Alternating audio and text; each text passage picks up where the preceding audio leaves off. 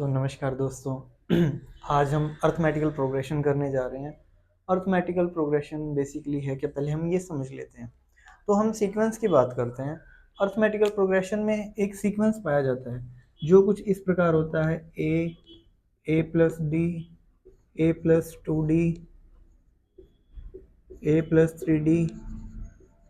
जैसे दोस्तों हम कोई भी पहाड़ा लेते हैं, 2, 4, 6, 8, 10। तो जब हम देखते हैं कि इनमें जो डिफरेंस है, इनका डिफरेंस 2 का है जो कि सेम है, तो हम कह देंगे कि ये एपी है। कोई भी ऐसी प्रोग्रेशन जैसे कि 3, 5, 7, 9, कोई भी ऐसी प्रोग्रेशन जिनमें डिफरेंस सेम हो। देखिए यहाँ हम डिफरेंस देख पा रहे हैं, सेम है, तो हम कह देते हैं कि वो एक अर्थमेटिकल प्रोग्रेशन है। आप इसकी स्टैंडर्ड फॉर्म देखेंगे तो आपको ये फॉर्म मिलेगी। ये इसकी स्टैंडर्ड फॉर्म है। फर्स्ट टर्म, फिर डिफरेंस प्लस हो जाएगा, फिर डिफरेंस फिर से प्लस हो जाएगा, फिर डिफरेंस फिर से प्लस हो जाएगा। तो इसी सीक्वेंस के साथ हम देखते हैं कि हमें कुछ क्वेश्चन इस प्रकार से मिलते हैं। नेक्स्ट 4 टर्म्स फाइंड करनी है। हमें फर्स्ट टर्म दी हुई है -1 और डी दिया हुआ है 1/2। तो पहले हम फर्स्ट टर्म कहते हैं कि -1 है। सेकेंड टर्म के लिए हम कहते हैं कि देखिए ये है फर्स्ट टर्म, ये है सेकेंड टर्म, ये है थर्ड टर्म, ये है फोर्थ टर्म। तो हम सेकेंड टर्म के लिए कहते हैं, सेकेंड टर्म होती है a प्लस डी। तो आप देखेंगे हम पहले ना ब्रैकेट्स बनाएंगे। आप देखना अगर प्लस माइनस एक साथ आ रहा है तो आप ब्रैकेट्स में वैल्यू रखिए, आपका आंसर कभी गलत नहीं होगा। -1 और डी की वैल्यू है 1/2।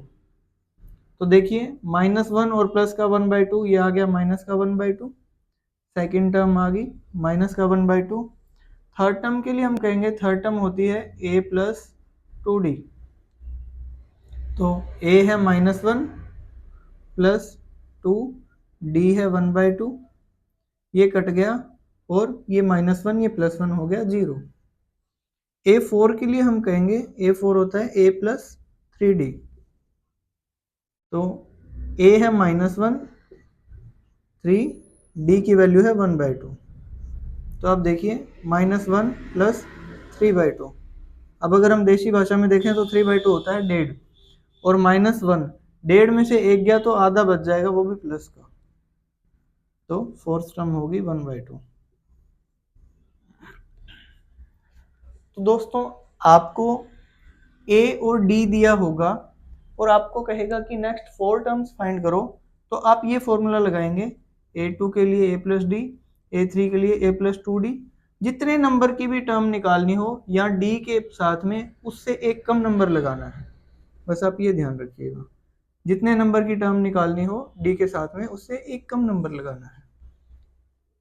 तो इसी सीक्वेंस को आगे बढ़ाते हुए हम देखते हैं कि अगर हमें second term, fourth term, fifth term, six term करता करता नंबर बहुत बड़ा चला जाए तो हम क्या ऐसे ही निकालेंगे? तो नहीं।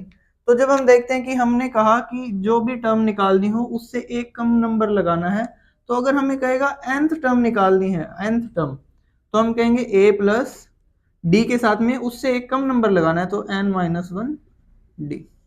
तो हमें nth टर्म का फॉर्मूला मिला a प्लस n-1d। अब वीडियो पॉज कीजिए और इस चीज को समझिए कि an का फॉर्मूला कैसे बना।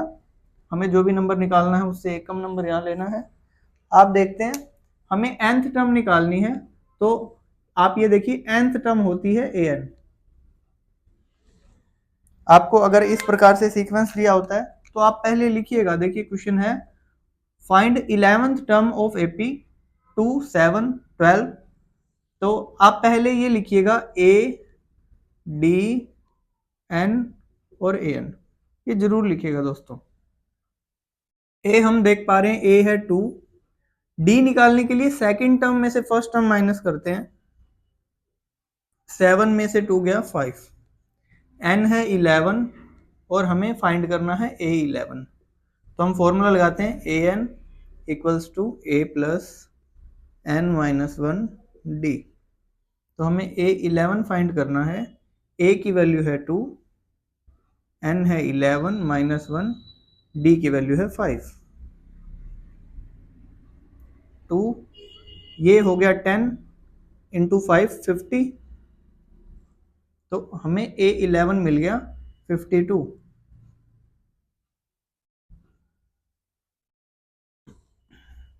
तो दोस्तों पहले आप इस चीज़ की प्रैक्टिस कीजिएगा कि कोई सीक्वेंस अर्थमेटिकल प्रोग्रेशन है या नहीं, तो आप उनमें डिफरेंस चेक करेंगे, अगर डिफरेंस सेम है तो वो अर्थमेटिकल प्रोग्रेशन है।